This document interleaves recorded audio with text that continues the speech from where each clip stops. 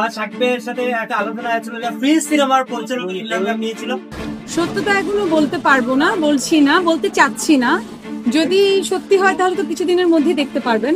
সম্প্রতি জানা গেছে শাকিব খানের আপকামিং মুভি প্রিন্সে যুক্ত হয়েছেন তানজিন তিশা। বিষয়টি গণমাধ্যম কর্মীদের সরাসরি তানজিন তিশা না বললেও কিছু ঘনিষ্ঠ সূত্রের বরাতে জানা যায় শাকিব খানের কিছু কন্ডিশন মেনে নিয়েই প্রিন্স সিনেমায় চুক্তিবদ্ধ হয়েছেন এই অভিনেত্রী। শাকিব খানের চুক্তির ভিতরে প্রথম চুক্তিটাই হচ্ছে তানজিন তিশার লুক চেঞ্জ করতে হবে। নাটকে তিশা যেমনটা থাকে ঠিক তার উল্টোটা করতে হবে তিশাকে। তিশাকে তামিলের কোনো হট নায়িকার মতন রূপ নিতে হবে, কারণ যে মুভিটা হতে যাচ্ছে তা এক রোমাঞ্চকর গল্পের উপর ভিত্তি করেই বানানো এবং তার সাথে 90 দশকের আহাজারির ঘটনা তো থাকছেই। কিন্তু প্রসঙ্গ যখন শাকিব খানের সাথে জুটি বাঁধা, তাহলে তো কিছু কন্ডিশন মেনে নিতে হবে অভিনেত্রীদের। তাই নতুন ভাবে নতুন রূপে ধরা দিয়েছেন তানজিন তিশা। হট গ্ল্যামার লুকে ধরা দিয়েছেন এই অভিনেত্রী।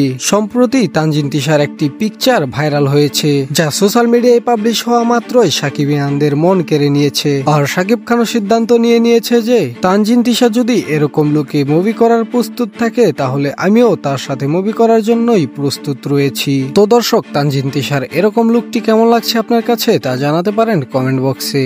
আর আপনি যদি সত্যিকার অর্থে একজন সাকিবিয়ান হয়ে থাকেন তাহলে চ্যানেলটিকে এখনই সাবস্ক্রাইব করে ফেলুন।